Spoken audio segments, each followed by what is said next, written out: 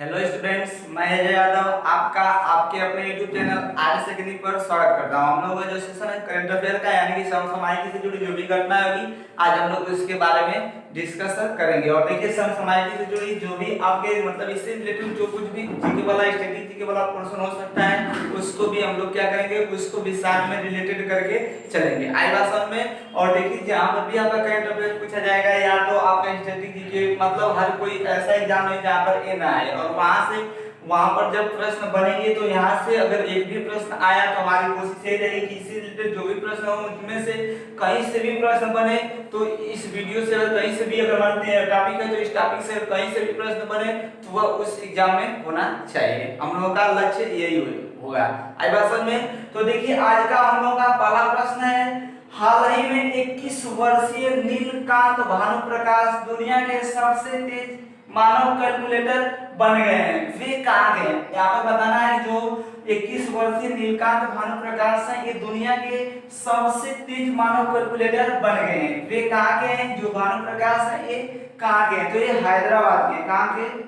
हैदराबाद के हैं। कहाँ के हैं? हैदराबाद तेलंगाना के। हैदराबाद जो है वो तेलंगाना की कैपिटल है, राजधानी है, तो तेलंगाना के हैं। हैदराबाद है किस स्थान से रिलेटेड है? तो हैदराबाद से ये रिलेटेड है। देखिए, अभी हाल ही में जो नीलकांत भानुप्रकाश हैं ये दुनिया क्या बने हैं? ये दुनिया के सबसे तेज मानव कैलकुलेटर बने। क्या बने हैं? सबसे तेज मानव कैलकुलेटर बने हैं। अब देखिए, ये कितने वर्ष के? 21 वर्ष से। कहां से रिलेटेड है? हैदराबाद से रिलेटेड है। देखिए, हुआ क्या कि जो नीलकांत भानुप्रकाश हैं इन्होंने लंदन में एक चैंपियनशिप हो रही है, मानसिक गणना विश्व चैंपियनशिप। क्या? मानसिक गणना विश्व चैंपियनशिप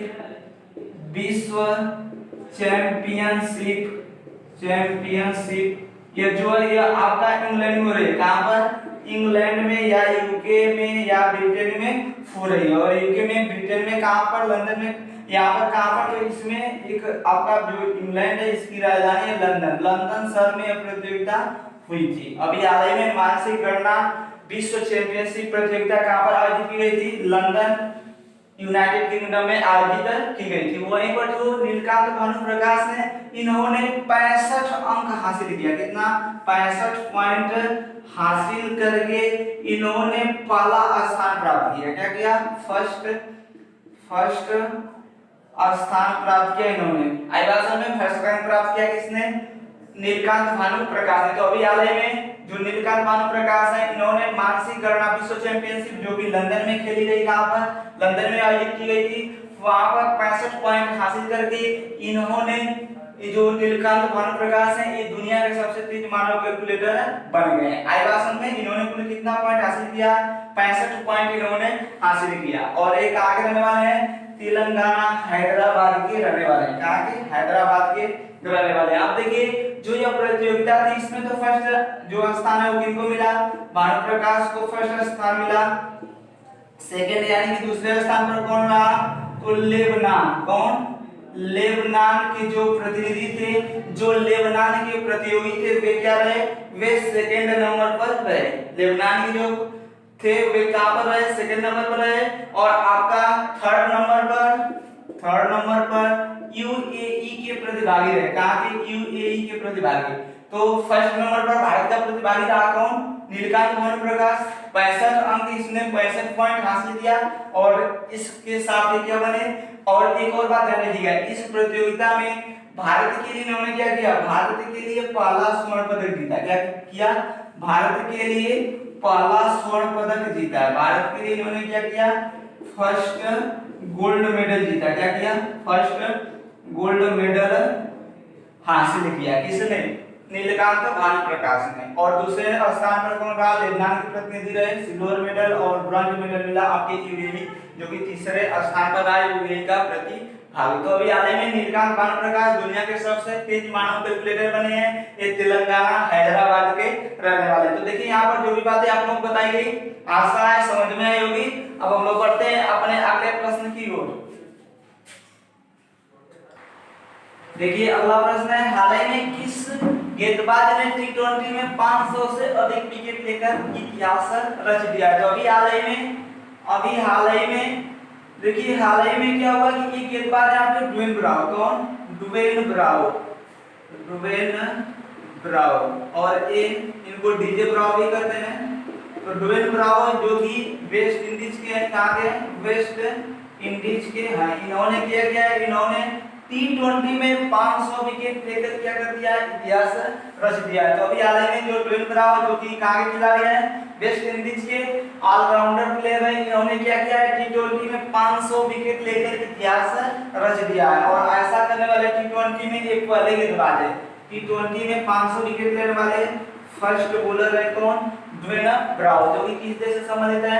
वेस्ट इंडीज से संबंधित है। और इन्होंने अभी हाल ही में क्या किया? यह रिकॉर्ड बनाया है 500 T20 विकेट हासिल करने का। आई बात समझ में? अब देखिए जो ड्वेन ब्रावो इन्होंने क्या किया? इन्होंने 500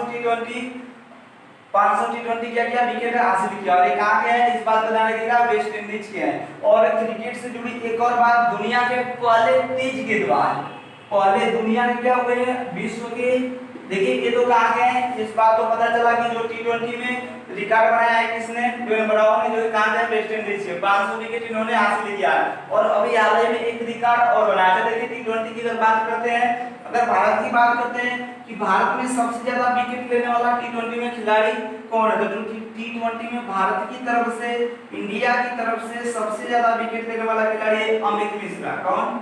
अमित मिश्रा। अमित मिश्रा ने T20 में भारत की तरफ से सबसे ज्यादा 253 विकेट लिए। कितने?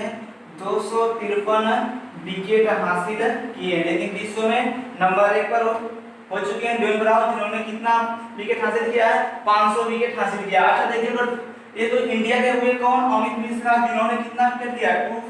253 विकेट लिया है। अगर दूसरे नंबर पर बात करते हैं, देखिए पहले नंबर पर ड्वेन ब्रावो 500 विकेट हासिल किया भारत की तरफ से सबसे ज्यादा अमित मिश्रा 253। लेकिन विश्व में अगर दूसरे नंबर पर बात करते हैं, पहले पर तो ड्वेन ब्रावो हुए, दूसरे पर कौन है? दूसरे नंबर पर लसिथ मलिंगा है। कौन?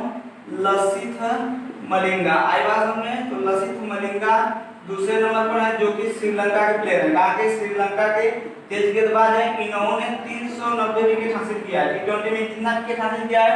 390 विकेट। लेकिन जो ड्वेन ब्रावो है ये ऑलराउंडर प्लेयर है, और इन्होंने 500 विकेट हासिल करके यह इतिहास रच दिया है T20 मैचों में। आई बात समझ में? अब देखिए हाल ही में एक और रिकॉर्ड बना है, इंग्लैंड के प्लेयर है। कहाँ के? इंग्लैंड के एक फास्ट बॉलर है, तेज गेंदबाज है, तेज गेंदबाज हैं, जिनका नाम है जेम्स एंडरसन। कौन? James Anderson. James Anderson. देखिए जो जेम्स एंडरसन है, इन्होंने अभी हाल ही में टेस्ट मैच में, किसमें? टेस्ट मैच में रिकॉर्ड बनाया है। किसमें रिकॉर्ड बनाया है? टेस्ट मैच में रिकॉर्ड बनाया है। रिकॉर्ड क्या है? कि तेज गेंदबाज रहते हुए 600 विकेट हासिल किया है। कितना?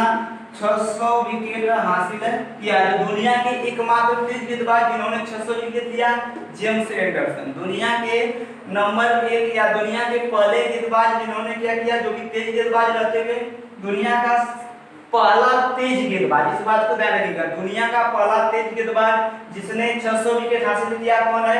जेम्स एंडरसन है। कौन? जेम्स एंडरसन, जो कि कहाँ के हैं? ये इंग्लैंड के हैं। कहाँ के हैं? इंग्लैंड के ये हैं। अभी हाल ही में इन्होंने पाकिस्तान के खिलाफ एक कारनामा किया है। किसके खिलाफ? पाकिस्तान के खिलाफ अजहर अली का विकेट इन्होंने लिया। किसका? अजहर अली का विकेट लिया। और अजहर अली 600वां, इनके 600वां शिकार थे। कौन से? 600वां शिकार इन्होंने किनको बनाया? तो पाकिस्तान के क्रिकेटर अजहर अली को बनाया। आई बात समझ में?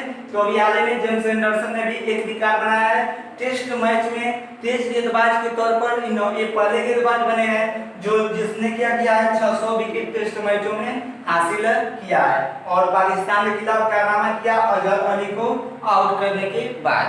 अब देखिए अगर टेस्ट मैच में अगर सबसे ज्यादा विकेट की बात करते हैं, अगर आपसे यह पूछ लिया जाए कि टेस्ट मैच में सबसे ज्यादा विकेट किस खिलाड़ी के नाम है, किस बॉलर के नाम है, तो फास्ट गेंदबाज की बात करें, तेज गेंदबाज की बात करें तो आपका जेम्स एंडरसन होगा।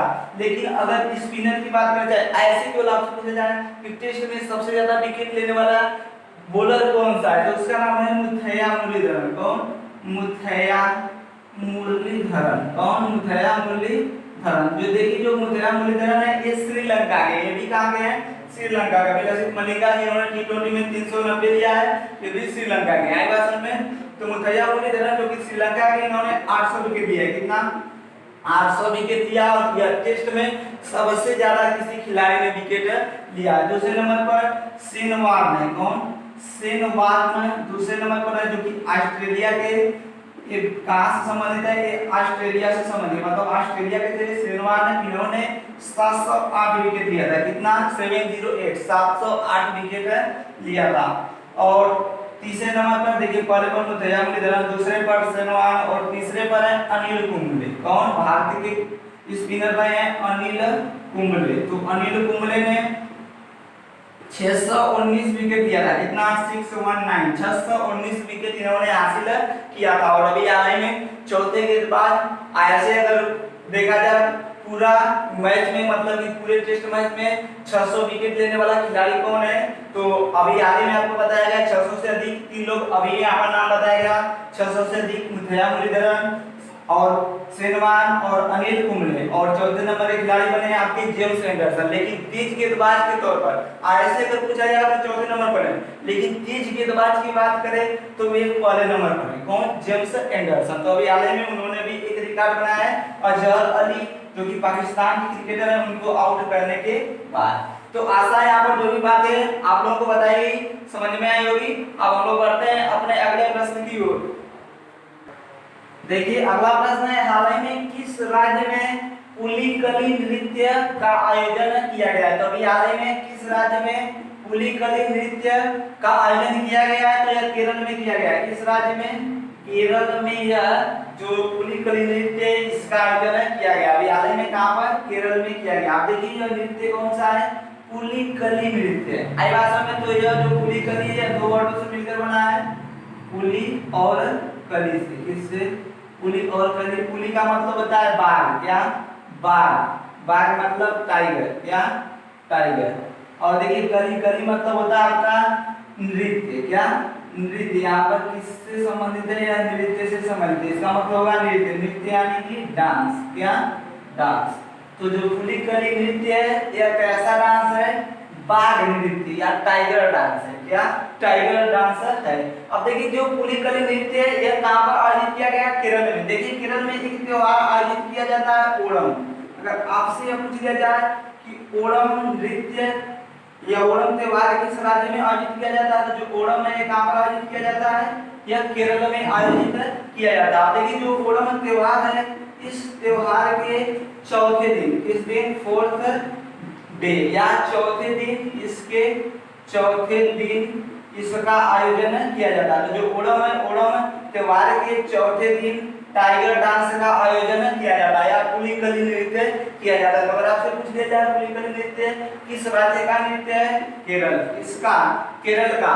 और कब यह मनाया जाता है? तो यह ओणम त्योहार के चौथे दिन मनाया जाता है। तब ओणम त्योहार के चौथे दिन पुलिकली नृत्य या टाइगर डांस या बाघ नृत्य किया जा रहा है। अब देखिए ओणम जो त्योहार है, अगर आपसे पूछ लिया जाए कि यह कैसा त्योहार है, तो यह फसल कटाई का त्योहार है। किसका? फसल कटाई का त्योहार है। और इसी फसल कटाई के त्योहार पर जो केरल के लोग हैं वे लोग क्या करते हैं?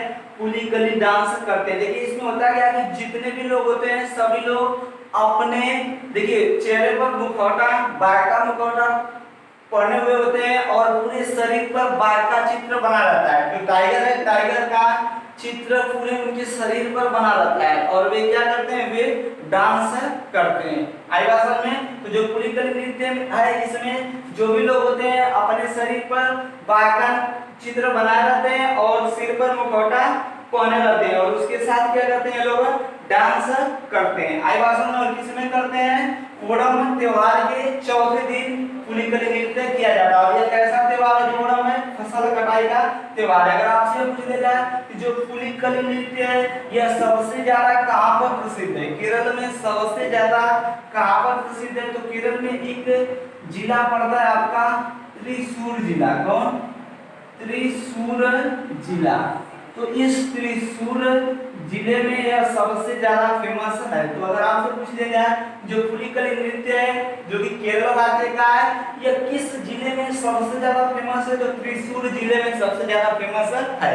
अब देखिए यहाँ पर बात किसकी आई? केरल की। तो केरल की राजधानी तिरुवनंतपुरम या त्रिवेंद्रम है। केरल के वर्तमान में सीएम कौन है? तो इसके वर्तमान में मुख्यमंत्री पिनराई विजयन है या पी विजयन। इसके गवर्नर यानी कि राज्यपाल कौन है? तो राज्यपाल है आरिफ मोहम्मद खान। कौन? आरिफ मोहम्मद खान। और अगर आपसे प्रश्न पूछ लिया जाए शांत घाटी कहां पर स्थित है या साइलेंट वैली कहां पर स्थित है? तो शांत घाटी केरल में स्थित है। पेरियार वन्यजीव अभयारण्य कहां पर स्थित है? वह केरल में स्थित है। अगर आपसे पूछ लिया जाए एराविकुलम नेशनल पार्क कहां पर स्थित है? एराविकुलम नेशनल पार्क कहां पर स्थित है? तो वह भी आपका केरल में स्थित है। आई बात समझ में? और देखिए एक और बात, केरल में एराविकुलम नेशनल पार्क है। अगर आपसे पूछ लिया जाए कि इडुक्की बांध किस राज्य में है? तो वह भी कहां पर है? इडुक्की बांध किस राज्य में है? जो इडुक्की बांध है, इडुक्की बांध है वह भी कहां पर है? केरल में स्थित है। किस नदी पर बना है? पेरियार नदी पर बना है। आई बात समझ में? तो देखिए यहाँ पर जो भी बातें आप लोगों को बताई गई आसान है, बातें समझ में आई होगी। अब हम लोग बढ़ते हैं अपने अगले प्रश्न की ओर। देखिए अगला प्रश्न है, हाल ही में ए.आर. लक्ष्मणन का निधन हो गया है। ये किस राज्य से संबंधित है? तो अभी हाल ही में ए.आर. लक्ष्मणन का निधन हुआ है। ये किस राज्य से संबंधित है? तो ये तमिलनाडु से संबंधित है। किससे? तमिलनाडु राज्य से संबंधित थे। और अभी हाल ही में देखिए जो ए.आर. लक्ष्मणन है, इनका जन्म कहां पर हुआ था? इनका जन्म तमिलनाडु में हुआ था। और इस कारण से किस राज्य से रिलेटेड है? तमिलनाडु राज्य से संबंधित है। अब देखिए जो ए.आर. लक्ष्मणन है, इनका अभी हाल ही में हुआ क्या कि अभी हाल ही में इनका निधन हो गया है। क्या हो गया है? निधन हुआ है। किस कारण से? तो दिल का दौरा पड़ने के कारण। किसका? दिल का दौरा पड़ने के कारण क्या हो गया? इनका निधन हो गया। तो दिल के दौरा पड़ने से इनका क्या हो गया है? अभी हाल ही में ए.आर. लक्ष्मणन का निधन हो गया है। अब देखिए जो ए.आर. लक्ष्मणन है किस राज्य से संबंधित है? तमिलनाडु से आपको बताया गया। और ये हमारे लिए इंपॉर्टेंट क्यों है? इस कारण से कि आंध्र प्रदेश और राजस्थान, किसके? आंध्र प्रदेश और राजस्थान हाई कोर्ट के, राजस्थान हाई कोर्ट के ये मुख्य न्यायाधीश रह चुके हैं। क्या रह चुके हैं? मुख्य न्यायाधीश रह चुके हैं। मुख्य न्यायाधीश रह चुके हैं। तो जो ए.आर. लक्ष्मणन है ये क्या रह चुके हैं? ये आंध्र प्रदेश और राजस्थान का जो हाई कोर्ट है उससे क्या रह चुके हैं? मुख्य न्यायाधीश रह चुके हैं। आई बात समझ में? इस कारण से ये क्या है? इंपॉर्टेंट है। और जो सुप्रीम कोर्ट है हमारा, जो सुप्रीम कोर्ट है या सर्वोच्च न्यायालय या उच्चतम न्यायालय, उसके न्यायाधीश रह चुके हैं। जो हमारा सर्वोच्च न्यायालय जो कि दिल्ली में स्थित है उसके क्या रह चुके हैं? न्यायालय जो सर्वोच्च न्यायालय है इसके क्या रह चुके हैं? ये न्यायाधीश रह चुके हैं। सुप्रीम कोर्ट के क्या रह चुके हैं? न्यायाधीश रह चुके हैं। अब कब से कब तक रहे? तो जो सुप्रीम कोर्ट है जो कि दिल्ली में स्थित है इसके न्यायाधीश 2002 से 2007 के बीच रहे। कब तक? 2002 से 2007 के बीच क्या रह चुके हैं? ये जो सुप्रीम कोर्ट है उसके न्यायाधीश रह चुके हैं। और मुख्य न्यायाधीश किस किस राज्य के रह चुके हैं? तो आंध्र प्रदेश और राजस्थान हाई कोर्ट के मुख्य न्यायाधीश और जो हमारा सुप्रीम कोर्ट है उसके न्यायाधीश रह चुके हैं। और एक और बात ध्यान रखिएगा, जो ए.आर. लक्ष्मणन है ये भारत के 18वें विधि आयोग के अध्यक्ष थे। क्या थे? 18वें विधि आयोग के अध्यक्ष भी रह चुके हैं। विधि आयोग के अध्यक्ष भी रह चुके हैं। तो विधि आयोग के अध्यक्ष भी रह चुके हैं। अगर आपसे पूछ लिया जाए कि किस विधि आयोग के अध्यक्ष थे? तो 18वें विधि आयोग के अध्यक्ष थे। देखिए यहाँ पर जो रिलेटेड करने का क्रम है यहाँ पर यह है। यहाँ पर देखिए करंट अफेयर से रिलेटेड जो था आपको बता दिया गया, लेकिन इनसे रिलेटेड क्या क्या प्रश्न बन सकते हैं उसके बारे में हम डिस्कस कर रहे हैं, ताकि देखिए कोई जो नहीं कि प्रश्न हमारे हम जो हमारा परीक्षा है उसमें हमारे एग्जाम में फंसे। लेकिन हो सकता है इसमें से कोई टॉपिक, देखिए यहाँ से हमने क्या किया, हमने इनके बारे में पढ़ा तो कोई जो नहीं कि यही प्रश्न हमारे एग्जाम में पूछा जाए, हो सकता है विधि आयोग से प्रश्न बन जाए, तो इससे रिलेटेड क्यों ना हम विधि आयोग के बारे में डिस्कशन कर लें। इस कारण हम लोग कहां पर चले जा रहे हैं, अब विधि आयोग के बारे में जानेंगे। तो देखिए जो ए आर लक्ष्मणन है एक किस आयोग के अध्यक्ष रह चुके हैं, विधि आयोग के, और विधि आयोग में किस नंबर के, जो 18वां विधि आयोग था उसके अध्यक्ष रह चुके हैं। अब देखिए जो विधि आयोग होता है इसी से प्रश्न बन जाता है, विधि आयोग को लॉ कमीशन कहते हैं, क्या कहते हैं, लॉ कमीशन कहा जाता है। तो लॉ कमीशन या विधि आयोग के अध्यक्ष रह चुके हैं। अब देखिए इसी से प्रश्न बनता है कि विधि आयोग कैसा निकाय है, कैसी निकाय है। तो विधि आयोग कैसा निकाय है, संवैधानिक या असंवैधानिक। तो यह संवैधानिक निकाय नहीं है, यानी कि असंवैधानिक निकाय है। तो यह क्या है, यह संवैधानिक निकाय नहीं है। आई बात समझ में। तो जो विधि आयोग है यह संवैधानिक निकाय नहीं है, इस बात को ध्यान रखिएगा। जो विधि आयोग है यह संवैधानिक निकाय नहीं है। आई बात समझ में, यह संवैधानिक निकाय या संवैधानिक आयोग नहीं है, यह संवैधानिक आयोग नहीं है। अब देखिए जो विधि आयोग है यह भारत में बना कब, तो जो विधि आयोग है 1833 के चार्टर एक्ट के द्वारा, किसके, 1833 का जो चार्टर एक्ट जारी किया गया था, 1833 के चार्टर एक्ट के द्वारा। देखिए 1833 में चार्टर एक्ट जारी किया गया। इस समय जो 1833 का समय था किसका था, लॉर्ड बेंटिंक का समय था। किसका, लॉर्ड बेंटिंक के समय, लॉर्ड विलियम बेंटिंक के समय क्या किया गया, 1835 का चार्टर एक्ट आया था। क्या आया था, 1835 का चार्टर एक्ट आया था। और इसी चार्टर एक्ट के तहत 1834 में, कब, 1834 में भारत का पहला विधि आयोग, भारत का पहला विधि आयोग का गठन किया गया, विधि आयोग का गठन किया गया। और उसके अध्यक्ष लॉर्ड मैकाले को बनाया गया। किसको, लॉर्ड मैकाले को उसका अध्यक्ष बनाया गया। तो भारत में विधि आयोग कब आया, 1834 में।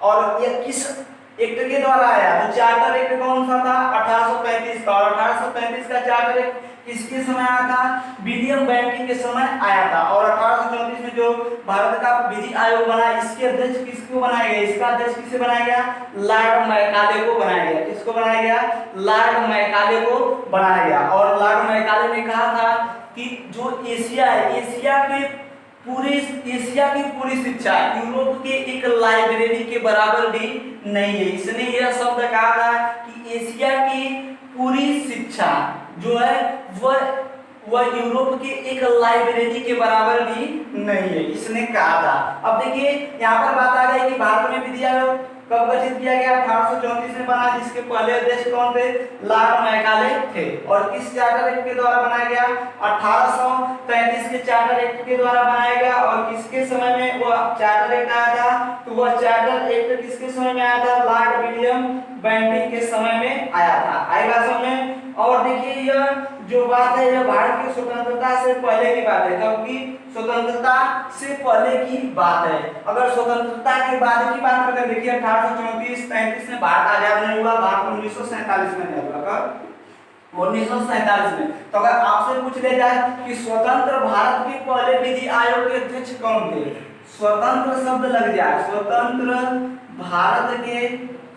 भारत के पहले विधि आयोग के अध्यक्ष कौन थे, तो स्वतंत्र भारत के पहले विधि आयोग के अध्यक्ष MC सीतलवाड़ थे। कौन, MC सीतलवाड़। कौन, MC सीतलवाड़ थे। तो जो सीतलवाड़ थे ये भारत के पहले, स्वतंत्र भारत के पहले विधि आयोग के अध्यक्ष थे। और कब बने थे, 1955 में बने थे। कब, 1955 में MC सीतलवाड़ को स्वतंत्र भारत का पहला विधि आयोग का अध्यक्ष बनाया गया था। स्वतंत्र भारत के पहले विधि आयोग का अध्यक्ष किसे बनाया गया था, MC सीतलवाड़ को बनाया गया।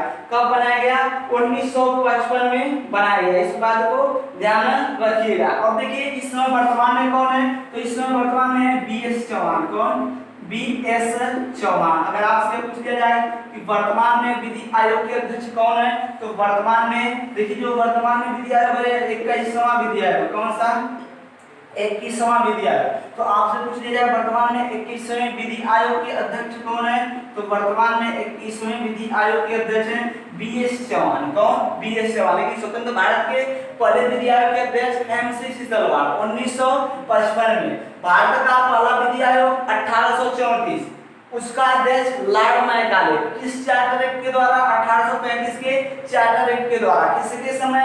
लॉर्ड बैंटिंग के समय। आई बात समझ में? और जो यह विधि आयोग है यह क्या है? यह संवैधानिक आयोग नहीं है। क्या है? यह संवैधानिक आयोग नहीं है। इस बात को ध्यान रखिएगा। तो आशा है यहाँ पर जो भी बातें आपको जो भी इंफॉर्मेशन दी गई आप लोगों को समझ में आई होगी। अब हम लोग बढ़ते हैं अपने अगले प्रश्न की ओर। देखिए अगला प्रश्न है, हाल ही में किसे दिल्ली अल्पसंख्यक आयोग के अध्यक्ष के रूप में नियुक्त किया गया? तो अभी हाल ही में किसे दिल्ली के अल्पसंख्यक आयोग के अध्यक्ष के रूप में नियुक्त किया गया है? तो उनका नाम है जाकिर खान।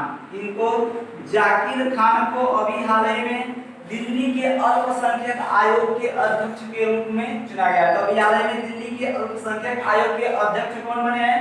जाकिर खान बने। अब देखिए दिल्ली के अल्पसंख्यक आयोग के अध्यक्ष तो बने गए कौन? जाकिर खान। अब देखिए यहाँ पर आया है आपका अल्पसंख्यक आयोग। कौन? अल्पसंख्यक आयोग। अगर यहाँ पर एक बात आपसे अगर यहाँ पर पूछ दिया जाए जो जाकिर खान है ये क्या बने हैं? अल्पसंख्यक आयोग के दिल्ली में क्या बने? अध्यक्ष बने। अब देखिए इनकी नियुक्ति किसने की? अगर आपसे यह प्रश्न पूछ दिया जाए इनकी नियुक्ति किसने की है, तो इनकी नियुक्ति जो वहाँ के सीएम है उन्होंने नहीं की है, वहाँ के उप राज्यपाल ने की है। किसने? उप राज्यपाल ने की है। और उप राज्यपाल कौन है? तो अनिल बैजल। कौन उप राज्यपाल है? अनिल बैजल। तो उन्होंने जो दिल्ली के उप राज्यपाल अनिल बैजल है उन्होंने क्या किया है? दिल्ली अल्पसंख्यक आयोग के अध्यक्ष के रूप में किसे नियुक्त किया है? जाकिर खान को नियुक्त किया। देखिए उप राज्यपाल अनिल बैजल। अगर सीएम की बात करते हैं कि दिल्ली के वर्तमान में सीएम कौन है, तो वे सीएम दिल्ली के जो सीएम है कौन है? अरविंद केजरीवाल है। कौन? अरविंद केजरीवाल यहाँ के सीएम हैं। और देखिए यहाँ पर अल्पसंख्यक आयोग की बात की और ये पूछ लिया जाए यह किस एक्ट के द्वारा इसकी स्थापना की गई? जो अल्पसंख्यक आयोग है इसका एक्ट कब आया था? अधिनियम कौन सा था? तो इसका एक्ट था एक्ट जो अधिनियम था 1999 का था। कौन? 1999 के एक्ट के तहत इसकी स्थापना की गई थी। तो किस एक्ट के तहत इसकी स्थापना की गई? 1999 के एक्ट के तहत इसकी स्थापना की गई। अब देखिए इसमें एक अध्यक्ष होता है। क्या होता है? एक अध्यक्ष होता है और दो सदस्य होते हैं। क्या? एक अध्यक्ष और दो आपके उसमें सदस्य होते हैं। और जो अल्पसंख्यक आयोग है इसका जो अध्यक्ष बना है इस अध्यक्ष का कार्यकाल 3 वर्ष का होता है। कार्यकाल कितने वर्ष का होता है? तो कार्यकाल 3 वर्ष का होता है। तो अभी हाल ही में दिल्ली अल्पसंख्यक आयोग के अध्यक्ष जाकिर खान को बनाया गया है। इनकी नियुक्ति उपराज्यपाल अनिल बैजल ने की है। सीएम अरविंद केजरीवाल ने। अल्पसंख्यक आयोग जो है यह किस एक्ट के द्वारा इसे गठन किया गया? एक्ट 1999। आई बात समझ में? इसमें 3 सदस्य होते हैं जिसमें एक उपाध्यक्ष एक अध्यक्ष होता है और 2 क्या होते हैं? सदस्य होते हैं। इनका कार्यकाल 3 वर्ष का होता है। 3 ईयर इनका क्या होता है? कार्यकाल होता है। तो आशा है यहाँ पर जो भी बातें आप लोगों को बताई गई समझ में आई होगी। अब हम लोग बढ़ते हैं अपने अगले प्रश्न की ओर। देखिए अगला प्रश्न है, हाल ही में उड़ान 4.0 और देखिए अभी हाल ही में उड़ान 4.0 यानी कि उड़े देश का आम नागरिक योजना के तहत कितने नए हवाई मार्गों का निर्माण किया जाएगा? देखिए एक योजना है उड़ान उड़ान 4.0 योजना जिसका उद्देश्य क्या है? उड़े देश का आम नागरिक, या इसको हम क्या कर सकते हैं? उड़े देश का आम नागरिक योजना के तहत कितने नए हवाई मार्गों का निर्माण किया जाएगा? तो 78 कितने? 78 नए हवाई मार्गों का निर्माण किया जाएगा। आप देखिए योजना कौन सी है? उड़ान 4.0 योजना। उड़ान योजना, तो जो उड़ान योजना है इसका शुरुआत कब किया गया? तो जो उड़ान योजना है कब स्टार्ट हुई? यह स्टार्ट हुई 27 अप्रैल 2017 को। कब? 27 अप्रैल 2017 को उड़ान योजना स्टार्ट की गई। अब देखिए जो उड़ान यानी कि उड़े देश का आम नागरिक है उड़ान योजना, इसकी शुरुआत कब हुई? 27 अप्रैल 2017 को की गई। लेकिन आपसे पूछ लिया जाए कि यह जो है यह किस मंत्रालय के अंतर्गत आता है? तो यह नागरिक एवं उड्डयन मंत्रालय के अंतर्गत आता है। किसके? नागरिक एवं उड्डयन मंत्रालय के अंतर्गत आता है, उड्डयन मंत्रालय के अंतर्गत आता है। अब देखिए वर्तमान में नागरिक एवं उड्डयन मंत्रालय के मंत्री कौन है, तो वे हैं हरदीप पुरी। कौन, हरदीप पुरी वर्तमान में भारत के उड्डयन मंत्रालय के मंत्री। नागरिक एवं उड्डयन मंत्रालय के मंत्री कौन है, हरदीप सिंह पुरी। हरदीप सिंह पुरी है कौन, हरदीप सिंह पुरी।